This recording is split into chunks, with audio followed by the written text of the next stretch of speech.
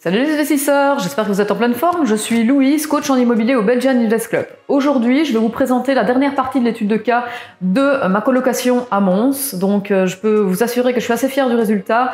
Toutes les chambres ont été louées relativement rapidement et ça fait du bien, après quelques mois de travaux, de pouvoir enfin boire un bon café dans une maison qui est entièrement rénovée et qui vraiment a beaucoup plu lors des visites. Je vous emmène, on va visiter.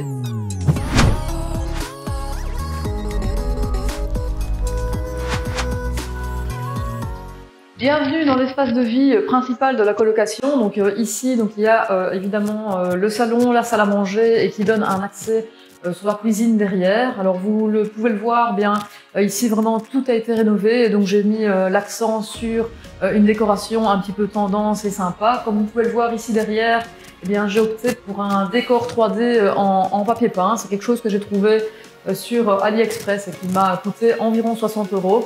Il faut savoir que par ici ça coûte au moins le double et du coup j'ai essayé de chiner et de trouver un petit peu des bonnes affaires un petit peu partout. Dans cette pièce de vie, j'ai allié du mobilier neuf et du mobilier d'occasion. Donc j'ai acheté une nouvelle table effet bois chez Weba. J'ai trouvé un fauteuil vraiment en super état sur Marketplace. Il m'a coûté environ 150 €. J'ai récupéré des petits meubles que j'avais gardés et que j'utilisais chez moi auparavant. Et donc ça, c'est des petites choses. Quand vous avez envie de changer la déco et que, par exemple, vous faites une coloc, n'hésitez pas à réutiliser quelques meubles dont vous ne vous servez plus, ou même si des amis changent de déco, etc., n'hésitez pas à leur dire tiens, ce que vous cherchez pour reprendre des choses à ce niveau-là.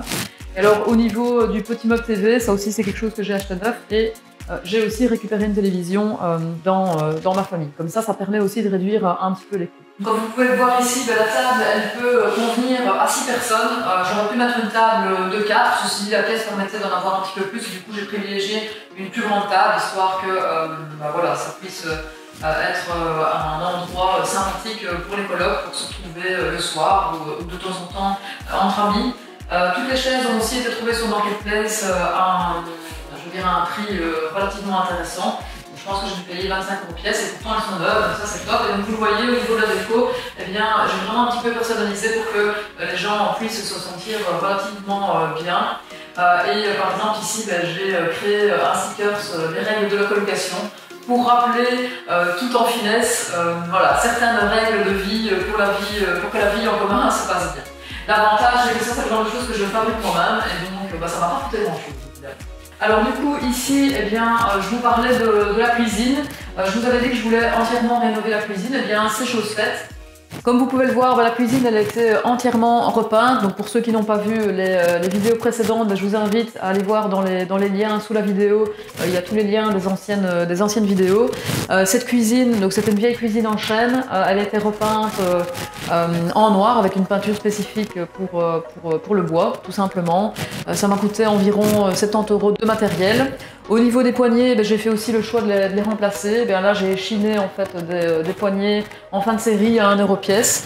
Il y a l'évier qui est neuf, qui a été acheté à Brico Dépôt pour une 50aine d'euros. Il ne faut pas hésiter à aller dans les magasins en France si vous n'êtes pas très loin de la frontière parce qu'il y a vraiment du matériel qui est beaucoup moins cher. Notamment cette crédence vient de Brico Dépôt aussi, donc elle ne m'a pas coûté très cher non plus et c'est vraiment dans l'air du temps au niveau de la déco. J'ai aussi acheté 2 plans de travail pour environ 65 € pièce. Ça c'est le genre de truc que je vais acheter en France parce que c'est beaucoup moins cher. Donc ici en l'occurrence les plans de travail ils viennent de Leroy Merlin, l'évier il venait de Brico Dépôt et en fait on peut vraiment trouver des choses à des prix défiant toute concurrence. Et du coup, moi comme j'habite pas très loin de la frontière, ça ne me dérange pas de faire la route de temps en temps. Au niveau des électros, il faut savoir que l'attaque, elle était déjà existante. Le four aussi, ils ont juste eu un bon coup de nettoyage et c'était reparti. La hotte, pareil, donc c'est une hotte qui s'intègre au niveau du meuble. Eh bien, je pensais tout simplement qu'elle était en panne. Et puis finalement, j'ai eu la bonne surprise pendant les travaux de voir qu'elle avait juste besoin d'un bon coup de nettoyage et d'être tout simplement rebranchée. Donc ça m'a permis de faire de belles économies pour cette hotte, d'autant que c'est une hotte qui est encastrée dans un meuble et du coup c'est quand même relativement coûteux. Je pense que j'étais autour de 300 € si je devais la changer, donc finalement c'était une bonne surprise. J'ai aussi mis à disposition un nouveau micro-ondes micro-ondes, un Senseo et aussi un très grand frigo pour pouvoir apporter du confort aux locataires. Si vous vous souvenez, à l'origine j'avais l'intention d'acheter un frigo américain, malheureusement j'ai dû changer de projet, tout simplement pourquoi? Parce que je me suis aperçue après la commande que la porte d'entrée était trop petite pour faire passer un frigo américain, et malheureusement en étudiant toutes les possibilités pour le faire rentrer quand même, eh bien il n'y a rien qui a pu fonctionner dans un tarif en tout cas qui était relativement raisonnable, et du coup j'ai tout simplement changé de projet en cours de route, et heureusement voilà, le magasin a bien voulu switcher le projet, et du coup j'ai opté vraiment pour un très très grand frigo. Je crois qu'il doit faire environ 350 litres en tout, et il y a 4 étagères qui sont là, et il y a encore un petit peu de place pour mettre autre chose. Ça va permettre aux locataires de pouvoir avoir chacun leur espace privatif et éviter les discordes par rapport à ça. Il y a aussi un bel espace congélateur avec une petite fonction glaçon, ce qui est un petit plus dans le congélateur. Alors comme je vous le disais, donc malheureusement le frigo américain il n'est pas passé, et du coup il faut savoir que j'avais demandé à l'entrepreneur de me faire installer une arrivée d'eau juste dans ce coin là. Je les ai assez ennuyés d'ailleurs pendant tous les travaux, surtout avant de faire la chape, pour qu'ils n'oublient pas cette arrivée d'eau, et au final c'est quelque chose que je ne vais pas utiliser. Donc c'est un petit peu le jeu dans les travaux, de temps en temps on demande des choses et puis voilà, c'est quelque chose que j'ai payé, et malheureusement c'est quelque chose que je ne vais pas utiliser. Donc c'est un petit peu des travaux inutiles.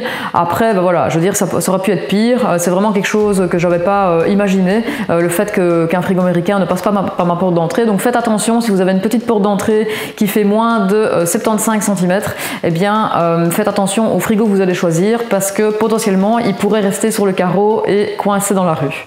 Ce serait dommage de le laisser là. Au bout, il y avait l'existence d'une toilette. Alors la toilette elle a été entièrement rénovée, donc on a opté ici pour une toilette qui était suspendue. Alors à l'origine moi je voulais des toilettes toutes simples, toutes basiques, parce que c'est le moins cher. Toutefois on était censé mettre la chaudière dans cette pièce, et le fait d'avoir une toilette suspendue c'était plus facile en fait pour mettre tous les tuyaux à l'arrière. Finalement il s'est avéré qu'il n'y avait vraiment pas assez de place pour mettre la chaudière dans la toilette, et donc on a préféré la mettre dans la véranda. Donc je vais vous montrer ça par la suite. Donc ici au niveau des extérieurs, on a une véranda buanderie qui donne sur le petit jardin court qui va être bien agréable l'été, pour que les gens puissent aller prendre l'air tout simplement. Au niveau des électros, pareil, ici j'ai opté pour de l'électro qui était d'occasion, donc de nouveau j'ai trouvé ça sur Marketplace, j'en ai eu pour moins de 200 € et du coup ça fait mine de rien bien diminuer la facture finale au niveau de ce que vous devez acheter. Donc si vous avez la possibilité et si vous aimez bien chiner des affaires, faut pas hésiter à le faire. Le gros avantage évidemment c'est que ça coûte beaucoup moins cher. Par contre le gros désavantage c'est que vous allez devoir stocker ça au fur et à mesure des mois qui vont passer, parce que j'ai pas évidemment tout acheté d'un coup, j'ai acheté au fur et à mesure des bonnes affaires qui se présentaient à moi, et du coup eh bien j'ai dû stocker tout ce que j'ai acheté au fur et à mesure des mois dans mon garage personnel, et donc ça a été un petit peu le désordre chez moi pendant quelques mois, tout simplement pour ne pas laisser toutes les choses que j'achetais dans les travaux, pour éviter la poussière et que ça se détériore durant les travaux. Dans cette pièce, à part le carrelage, il n'y a pas grand chose qui a été refait, donc moi ça ici j'avais enlevé le vieux carrelage parce qu'il était vraiment très très abîmé, j'ai remis une petite couche d'égaline parce qu'il y avait pas mal de colle au niveau du carrelage, j'avais pas le courage de gratter, et j'ai tout simplement acheté un vinyle premier prix qui a dû me coûter 60-70 €, et du coup la pièce a un effet neuf. Alors j'avais l'intention à l'origine de tout repeindre avant l'arrivée des locataires, mais comme on a eu pas mal de retard au niveau du chantier et que j'en ai un petit peu marre de peindre, et je vous en parlerai tout à l'heure, à mon avis ça c'est quelque chose que je referai plutôt dans quelques mois, ce qui me permettra de venir jeter un œil à la coloc et voir si tout se passe bien. Alors ici on est dans la salle de bain du rez-de-chaussée, donc dans cette salle de bain elle était déjà existante, donc c'était la seule salle de bain de la maison à l'origine. Tout a été refait, donc on a placé un nouveau meuble évier que j'ai acheté sur internet pour vraiment pas trop cher. On a réutilisé des carrelages de la crédence de la cuisine, comme il en restait, on s'est dit tiens pourquoi pas faire une crédence dans les salles de bain. Au départ c'est quelque chose que j'avais pas envie de faire, et puis finalement comme il restait des carreaux, autant les utiliser plutôt qu'ils restent au fond d'une remise pendant des années qu'on ne s'en sert jamais. Et alors au niveau de la douche, je suis optée pour une belle grande douche avec des portes coulissantes, donc la douche elle fait 1,20 m sur 90 cm. Il faut savoir qu'il y a beaucoup d'entrepreneurs qui vous proposeront des douches style douche à l'italienne, avec une porte fixe et pas coulissante. Alors moi c'est quelque chose que j'apprécie pas trop, pour en avoir déjà installé ailleurs. Il faut savoir que l'eau, quand il n'y a pas de porte, eh bien elle éclabousse quand même relativement assez loin au niveau de la douche, et donc c'est quelque chose que je ne voulais plus chez moi. Et en plus de ça, je sais pas vous, mais moi quand je me lave dans une douche qui est italienne et toute ouverte, mais j'ai relativement froid. Et donc je me suis dit que je ne vais pas être la seule dans le cas, et donc je préférais avoir quelque chose qui se ferme pour toujours offrir un petit peu plus de confort au niveau des locataires. Et alors ici aussi de nouveau des radiateurs sèche-serviettes, et j'ai aussi rajouté pas mal de crochets pour que les gens puissent accrocher leurs affaires assez facilement. Ici, je me trouve dans la plus petite des chambres, donc c'est celle du rez-de-chaussée qui fait environ 10 mètres carrés. Alors si vous vous souvenez, dans les vidéos précédentes, je vous parlais d'un lit en hauteur pour optimiser les espaces. Alors il faut savoir que au niveau du lit mezzanine, eh bien, je l'avais déjà acheté, j'étais vraiment partie sur ce projet, et puis en fait, lors de la visite avec certains locataires, je me suis rendu compte que le lit mezzanine pouvait potentiellement poser problème et que ça pouvait me fermer la porte de certains locataires.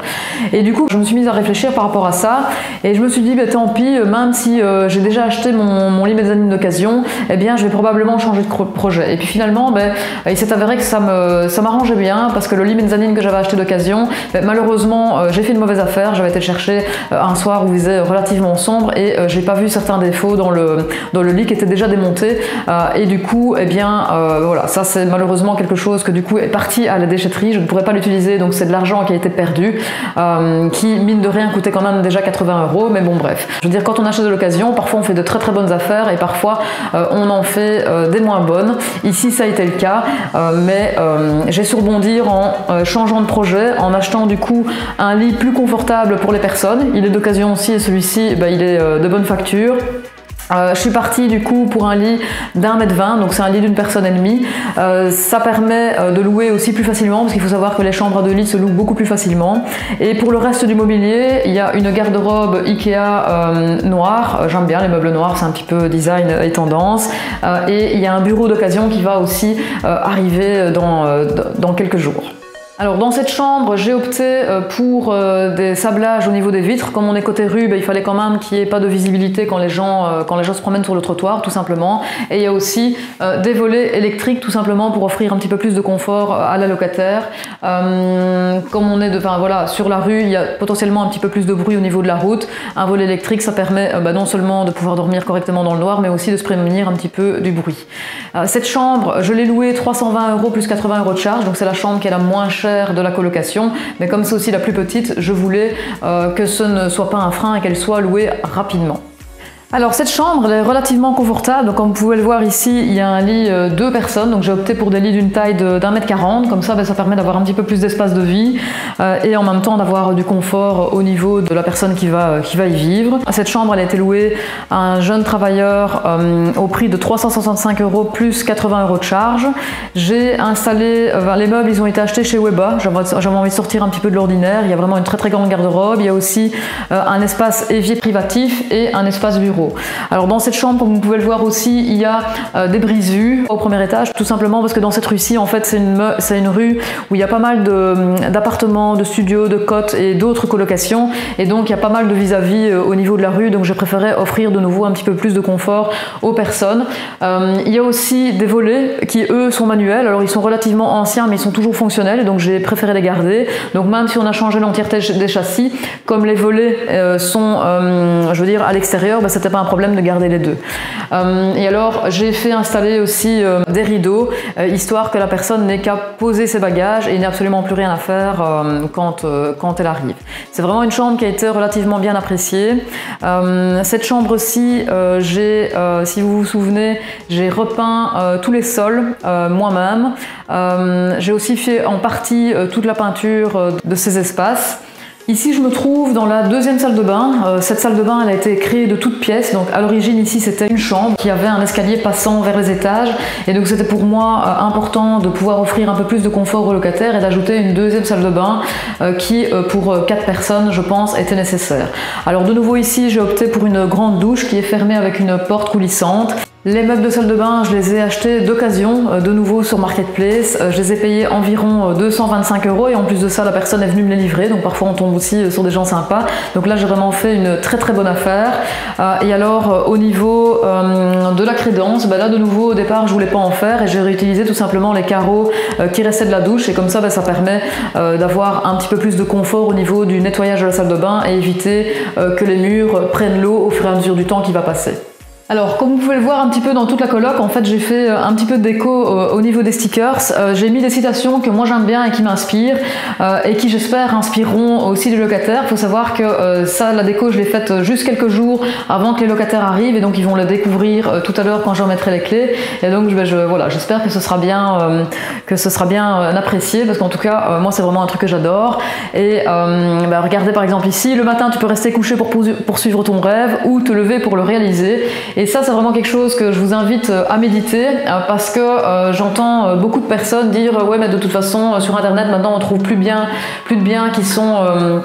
rentable. Moi ici ce bien je l'ai trouvé sur internet, je l'ai eu, voilà, il m'a fallu près de 6 mois de recherche, j'ai fait une dizaine d'offres qui ont été refusées, j'ai rien lâché et finalement j'ai réussi à faire une bonne affaire. Et donc si moi j'ai pu le faire, vous pouvez le faire aussi, et ça c'est important de s'en rappeler. Si vous bougez pas, les gens vont pas se bouger à votre place, et donc nous on est là pour vous aider si vous en avez envie. On va visiter le reste des étages. Dans les couloirs de la coloc, j'ai aussi fait installer des lampes à détecteur. De cette manière-là, j'ai pas dû mettre d'interrupteur dans les couloirs et ça permettra aussi de faire quelques économies d'énergie, tout simplement parce que les communs, en général, on ne fait que passer et puis les gens ont tendance à oublier d'éteindre ou allumer les lampes. Donc ici, j'ai réglé le problème en mettant des lampes à détecteur. D'ailleurs, vous voyez qu'à chaque fois que je bouge, ça s'allume et ça s'éteint. Donc ça peut être un bon tips pour vous quand vous décidez de rénover. Ici, je suis dans la 3e chambre. Ici, c'est vraiment la chambre coup de cœur. Il faut savoir que c'est vraiment une chambre qui a remporté beaucoup de succès. J'ai eu du mal un petit peu à départager les locataires quand ils se sont présentés à moi. C'était à l'origine un grand grenier aménageable. Donc, on a vraiment tout créé de A à Z. C'était une seule espace et donc on en a fait 2 chambres. Si vous vous souvenez, j'avais l'intention de reprendre le plancher, mais il s'avère que je me suis rendu compte au moment de démonter, quand j'ai commencé à poncer le parquet, qu'il y avait quand même pas mal d'écart entre les planches, et donc j'ai trouvé que c'était pas vraiment l'idéal pour les locataires, donc j'ai préféré mettre un budget supplémentaire pour le Quick-Step. De cette manière-là, on est vraiment sur quelque chose de qualitatif, et puis finalement, je veux dire, la rajoute n'était pas non plus excessive. Alors dans cette pièce, tout le mobilier est neuf, hormis le bureau. J'ai opté pour des meubles noirs parce que je trouve que les meubles noirs, voilà, moi je trouve que c'est relativement tendance. Par contre, faites attention parce que c'est un petit peu plus salissant. Et après les travaux, en fait, la poussière retombe. Et donc, on a déjà nettoyé tous les meubles au moins 3 ou 4 fois avant que les locataires arrivent. J'ai aussi opté ici pour un lit de 2 personnes, de nouveau 1,40 m sur 2 m. Il y a aussi des tiroirs de rangement. Donc là, j'ai mis un petit budget supplémentaire, mais ça permet aux locataires d'avoir la possibilité de ranger leurs affaires et de ne pas devoir ramener des meubles en plus s'ils en ont besoin. Il y a aussi un petit espace de rangement qui a été créé à l'arrière de l'ancien escalier. Comme c'était un espace perdu, on a tout simplement divisé cet espace en 2 pour avoir un espace de rangement dans chaque chambre et pouvoir optimiser en fait tout simplement cet espace. Il faut savoir aussi ici que les radiateurs, on les a placés en hauteur. En bas, il y avait une gouttière d'eau pluviale qui descendait de l'avant de la maison jusqu'à l'arrière. Et donc, comme on est obligé de la laisser parce qu'on ne peut pas mettre les gouttières en façade de la maison, on a tout simplement fait un coffrage. Et comme j'avais vraiment envie d'optimiser les espaces, on a pensé à mettre les radiateurs un petit peu en hauteur. Et finalement, du coup, c'est pas du tout choquant. On gagne de l'espace et ça nous permet d'avoir un petit peu plus d'espace au niveau des murs. Au niveau des Velux, l'entrepreneur m'avait proposé de les remplacer parce qu'ils ont une vingtaine d'années, puis finalement ils étaient quand même encore relativement bien conservés. Et donc ce que j'ai fait tout simplement pour les mettre un petit peu à neuf, je les ai poncés, je les ai remis en peinture, histoire de rajouter un petit effet sympa. Et alors la seule chose que j'ai ajoutée en plus, c'est des stores occultants, histoire que les personnes n'aient pas non plus à devoir rajouter un store elle-même ou quoi que ce soit. Comme ça, toujours penser au confort du locataire. Cette chambre, elle est louée 350 € plus 80 € de charge. Alors il faut savoir que je suis en fourchette basse au niveau du marché, tout simplement pourquoi? Parce que comme on était très en retard en fait au niveau de la location, j'ai mis en location avant la fin des travaux. Et donc ça, c'est la pièce qui a été le meublé la première. Et donc là, ici, tous les meubles, je les ai montés moi-même. Ça m'a pris plus d'une journée. Si vous décidez de faire le montage des meubles vous-même, sachez que ça prend quand même relativement beaucoup de temps. Moi, j'avais un petit peu sous-estimé le temps que ça allait me prendre. Donc après la première journée de montage de meubles de cette chambre-ci, je me suis dit qu'il fallait de l'aide, et donc j'ai contacté tout simplement une personne sur 10 minutes pour venir m'aider à monter le reste des meubles, sinon j'en serais pas venue à bout, ou en tout cas ça m'aurait pris quasi une semaine complète pour monter tous les meubles de la maison, et c'était pas du tout l'idéal, surtout que le temps pressait par rapport à la mise en location. Je voulais absolument que tout soit prêt pour septembre pour pouvoir louer à des étudiants. Et donc du coup, comme j'ai fait les visites pendant les travaux et que j'avais uniquement la photo de cette chambre qui était finie pour la mise en location, eh bien j'ai préféré mettre un prix plus bas cette année-ci pour pouvoir louer toutes les chambres en temps et en heure, et je me suis dit que de toute façon l'année prochaine, ou dès qu'un locataire part, eh bien j'augmenterai les prix au fur et à mesure pour faire correspondre à ce que moi j'attendais réellement. Je me trouve maintenant dans la quatrième chambre de la colocation, donc c'est la deuxième plus petite chambre, donc cette chambre-ci elle fait 11 mètres carrés. J'ai acheté le mobilier chez Lenbacher, donc il est un petit peu différent, avec un petit effet boisé, tout ça, enfin moi j'aime bien les meubles effet bois.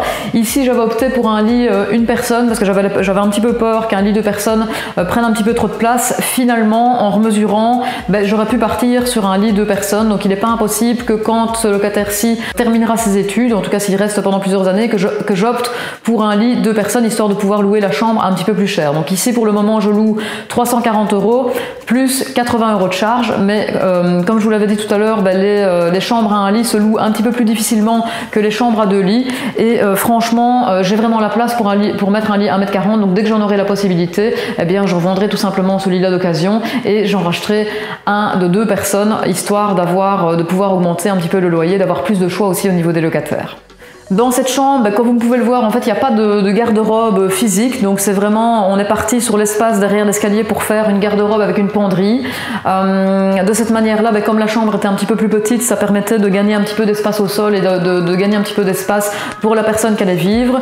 Et au niveau des espaces aussi, vous voyez qu'ici, en hauteur, il y a un bel espace de rangement, donc c'était un espace évidemment de grenier. On aurait pu tout fermer et ne pas l'utiliser, mais je trouve que comme cette pièce est un petit peu plus petite, j'avais vraiment l'envie d'offrir aux locataires la possibilité de pouvoir ranger ses affaires sans que ce soit le désordre et qu'ils doivent rajouter plusieurs meubles et qu'ils se sentent tout simplement à l'étroit dans cette chambre. Il faut savoir que les chambres dans les combles, ça a vraiment été les chambres coup de cœur, c'est les chambres qui ont été, je veux dire, le plus visitées et les chambres qui ont vraiment eu le plus d'impact au niveau des personnes. Le fait que ce soit mansardé avec les poutres apparentes et que ce soit aussi en hauteur et à l'abri du bruit, ça a vraiment été apprécié chez les personnes. Au niveau du chauffage central, il faut savoir que j'ai fait installer des vannes thermostatiques connectées. Tout simplement pourquoi? Parce que je sais que les charges dans une colocation et en tout cas dans la vie commune, c'est quelque chose auquel les gens ne font pas forcément attention. Et donc moi, j'ai vraiment essayé de conscientiser les personnes sur le fait que je pouvais vérifier à distance s'ils n'exagéraient pas au niveau du chauffage. Et donc via les vannes connectées, en fait, je peux tout simplement me connecter au système depuis chez moi et vérifier en fait de temps en temps qu'on ne met pas 28-30 degrés avec les fenêtres ouvertes dans la colocation. Ce qui va permettre en fait de responsabiliser les personnes qui vivent dedans et que personne ne se rejette la faute. Ah oui, mais c'est lui qui chauffe, ah non, c'est lui qui chauffe, etc. Moi, je sais voir exactement quelle température il y a dans chaque pièce et prévenir la personne au besoin s'il s'avère qu'il fait vraiment une température déraisonnable, et tout simplement la prévenir que si elle continue comme ça, eh bien, je me permettrai d'augmenter les charges de sa partie. De cette manière-là, j'espère ne pas avoir de soucis au niveau des consommations. On arrive enfin ici au bilan chiffré de la colocation. Donc cette maison, je l'ai trouvée sur Imoweb, elle était affichée au prix de 100 000 € et j'ai directement fait une offre à 110 000 € parce que je connais très bien le marché et je savais que c'était un prix qui était en dessous de la moyenne. Et donc c'était une maison 2 chambres avec une cour arborée et un magnifique grenier aménageable. Je suis partie sur une rénovation complète, donc on a vraiment refait quasi tout du sol au plafond, donc aussi bien l'électricité que le chauffage. On a remplacé les châssis, la porte d'entrée, ce qui n'était pas prévu dans le devis initial. Tous les murs ont été refaits, il y a eu la création d'une nouvelle salle de bain, on a rénové l'ancienne et vraiment on a fait quelque chose de beau et de qualitatif pour que les personnes puissent se sentir bien. Donc comme je le disais tout à l'heure, la maison je l'ai achetée 110 000 €, j'ai un revenu cadastral de 453 €. Au niveau du solde restant dû, je paye 244 € par an. Au niveau de l'assurance incendie, je paye 435 €. Et j'ai prévu un budget de charges mensuelles d'environ 400 €, comprenant aussi la femme de ménage une fois tous les 15 jours. Donc j'ai obtenu un crédit à hauteur de 85%, le 85% du prix d'achat, plus 100% des travaux. J'ai une enveloppe travaux de 50 000 €. Je rembourse actuellement une mensualité de 556 € et j'ai eu un taux de 1,22 €. J'ai aussi obtenu un différé de remboursement de 24 mois et donc pour le moment je paye 153 € et ce pour un maximum de 2 ans.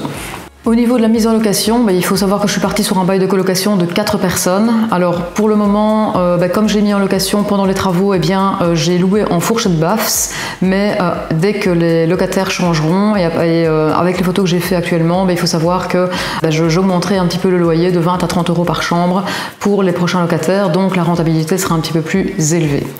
Je propose un bail d'1 an renouvelable, donc il faut savoir que j'ai eu pas mal de demandes pour des baux qui étaient un peu plus courts, mais j'ai refusé. J'ai vraiment privilégié de prendre des personnes qui au moins allaient rester 1 an. Je fournis un service all inclusive, donc qu'est-ce que j'entends par là? Il y a internet, il y a la télévision, il y a les machines à laver qui sont à disposition, la vaisselle, tout l'électro a été fourni, ça a été entièrement meublé avec la vaisselle aussi a été mise à disposition et ça a vraiment été très très bien accueilli. Tout a été loué en presque 3 semaines, malgré le fait que c'était encore en rénovation quand j'ai fait les premières visites, et donc ça a vraiment été un challenge pour moi. Tous les locataires trouvés sont vraiment des locataires de qualité. J'ai eu 2 jeunes travailleurs et 2 étudiants. Ce qui est assez amusant, c'est que je m'attendais uniquement à avoir un public d'étudiants et finalement j'ai eu beaucoup de jeunes travailleurs alors que je suis vraiment en face des unifs. Au niveau des loyers perçus, je suis à 1 695 € charges incluses, avec des loyers qui oscillent entre 320 et 365 € plus 80 € de charges. Mais ces loyers pourront être revus à la hausse d'au minimum 20 à 30 € d'ici l'année prochaine ou en tout cas au prochain changement de locataire, parce que maintenant que j'ai fait des photos correctes, j'ai fait une visite virtuelle, etc. des lieux, donc la maison est tip top et je suis sûre que ça fera un effet coup de cœur. Au niveau du cash flow net obtenu pour cet investissement, je suis à 562 € net mensuel, ce qui est vraiment très très bien pour une colocation. Et à terme, je pense que je serai au minimum à 600 voire 630 quand les loyers auront été revus à la hausse. Donc je suis vraiment très satisfaite de cet investissement et je suis sûre que vous pourrez à l'avenir faire pareil. Pour conclure cette dernière partie d'étude de cas, j'aurais 3 conseils à vous donner. Alors le premier, c'est que j'ai voulu faire beaucoup de choses moi-même, mais il s'avère que sur la durée, en fait, c'est difficilement tenable. C'est-à-dire que moi, je suis toute seule. Ici, on est quand même sur une maison d'environ 120 mètres carrés. J'avais pris le poste d'étapissage à ma charge, j'avais pris toute la peinture à ma charge, le montage des meubles, la rénovation de la cuisine, le fait de refaire le sol au niveau des vérandas, etc. Et en fait, ça prend énormément de temps. J'avais un petit peu sous-estimé les heures de travail dans cette maison et donc forcément ça a pris beaucoup de temps sur mon temps libre et sur mon temps en famille, ce qui peut être, un problème, d'autant que voilà, j'ai un enfant en bas âge et donc ça demande aussi pas mal d'énergie et donc c'est clair que si c'était à refaire, je ne le referai plus. Je suis contente de l'avoir fait, je suis contente d'être arrivée au bout et je suis contente de m'être lancé ce challenge. Franchement, je pense que je peux être super fière de moi par rapport à ça, mais ceci dit, il faut bien calculer le ratio rentabilité et temps et l'énergie que vous allez mettre dedans parce que c'est un petit peu un marathon. Donc ici les travaux ont duré 6 mois, j'ai dû pas mal suivre l'entrepreneur qui a eu pas mal de retard et du coup en fait ça m'a mis en retard sur beaucoup d'autres choses. À partir du moment où les travaux n'étaient pas finis, moi je ne pouvais pas avancer dans le temps que je m'étais défini et du coup comme j'ai aussi d'autres immeubles à gérer et que j'ai des locataires qui sont partis entre temps et que j'avais aussi d'autres lieux à rénover, tout est arrivé en même temps et donc ça a vraiment été très compliqué pour moi de remettre beaucoup d'énergie et de finir dans les temps ce que moi ce que j'avais décidé de faire. Et donc en cours de route, j'ai tout simplement demandé de l'aide. Donc j'ai fait appel à une personne sur 10 minutes pour venir terminer de monter mes meubles, qui lui finalement a fait ça en 1 jour et demi, ce que moi j'ai fait pour une chambre en 1 jour. Lui il a monté le reste des meubles en 1 jour et demi. Et donc c'est là aussi qu'on se rend compte que il y a les professionnels et puis il y a nous qui prenons parfois 2 fois plus de temps pour faire les choses. Mais bon bref, c'est pas grave, c'est une expérience, mais il faut savoir parfois aussi dire stop et pouvoir déléguer. Et donc ça, s'il y a vraiment un truc que j'ai appris pendant toute la durée de ces travaux, c'est que faut parfois savoir déléguer les choses, même si on sait les faire, même si ça coûte un petit peu plus d'argent. Le temps en famille, on ne pourra pas le rattraper, et donc ça, c'est vraiment un point important que j'avais envie de vous partager avec vous, et c'est un des grands apprentissages que j'ai eu durant ce chantier. Alors, le deuxième point qui est important, c'est la communication avec l'entrepreneur. Donc ici, en fait, moi, je suis partie sur un entrepreneur qui n'était pas très cher. Il faut savoir que le prix du pas très cher a un coût beaucoup énergivore. Donc je savais dès le départ, en prenant cet entrepreneur, qu'il y avait des retards sur le chantier, et donc j'étais ok avec ça, mais j'avais pas imaginé quand même que le chantier durerait 3 mois de plus que ce que j'avais prévu au départ. Et donc ça m'a demandé d'être très flexible, d'avoir beaucoup de patience, à certains moments, c'est clair que j'ai perdu un petit peu patience, j'ai parfois été très énervée, mais finalement quand on s'énerve, quand on se dispute, ça ne mène à rien, et donc j'ai préféré à un moment donné aussi changer ma façon de voir les choses en me disant que finalement c'était pas grave, des locataires ça arriverait un petit peu tout le temps, et qu'il fallait lui laisser le temps de finir certains de ses chantiers, d'autant que je le savais à la base. Et donc à partir du moment où j'ai pris un petit peu de recul par rapport au chantier et que je l'ai laissé faire à la manière dont il avait envie de le faire, eh bien ça s'est tout de suite beaucoup mieux passé. J'ai fait l'impasse sur certaines choses, mais ça c'est un petit peu les aléas des travaux aussi, et à côté de ça il m'a fait plaisir sur certaines choses, et il y a certains postes qui ne m'a pas compté, donc c'est aussi je veux dire un échange de bons procédés, quoi. On s'est fait plaisir mutuellement dans sur certains postes. Alors un troisième point important, c'est qu'il ne faut pas hésiter à comparer les choses. J'ai beaucoup de personnes qu'on accompagne qui font un devis et puis s'arrêtent là et puis signent directement avec l'entrepreneur. Moi j'aurais tendance à vous dire, n'hésitez pas à comparer. Je veux dire, les meubles de salle de bain par exemple, ça peut coûter très cher chez FAC ou autre. Des meubles Ikea, ça coûte beaucoup moins cher. On peut aussi acheter des meubles d'occasion. On peut aussi faire travailler plusieurs artisans sur le même chantier. Par exemple, tout ce qui est châssis, port d'entrée, etc. C'est des postes qui peuvent vraiment être dissociés de l'entrepreneur. N'hésitez pas à comparer parce qu'il y a vraiment des belles économies à faire en bout de chantier. Pareil pour les cuisines, il y a évidemment tous les cuisinistes qui sont connus, où les cuisines vont quand même être relativement chères, mais n'hésitez pas non plus à aller jeter un œil chez Ikea. On peut déjà avoir une cuisine chez Ikea pour un budget d'environ 1500-2000 euros tout compris, et qui fera l'affaire. On vous pousse souvent à faire du beau, du très beau, mais faites attention aussi au ratio rentabilité, c'est-à-dire que moi ici par exemple la cuisine, comme je l'ai rénovée, je veux dire, si les locataires font une petite griffe dedans ou font un petit coup dedans, j'aurais pas mal au cœur, quoi. Tandis que si j'ai mis une cuisine à 5-7 000 euros, c'est sûr que la moindre petite griffe, je vais pas être contente au niveau des locataires, et donc ça me permet aussi d'avoir un petit peu de lest par rapport à ça. Une question que je me pose en permanence quand je fais le ratio rentabilité travaux, c'est si je fais ce poste-là, qu'est-ce que ça va me coûter, et surtout à combien je vais pouvoir louer plus cher si je fais ça.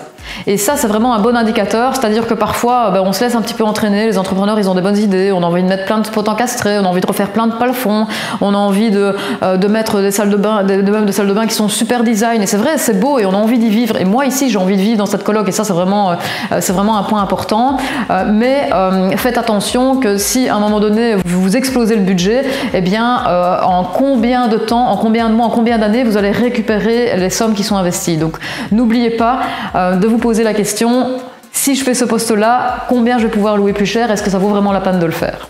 Alors pour clôturer cette vidéo, j'aurais envie de vous partager encore une autre petite citation que j'ai mis dans la coloc. Donc if you can dream it, you can do it.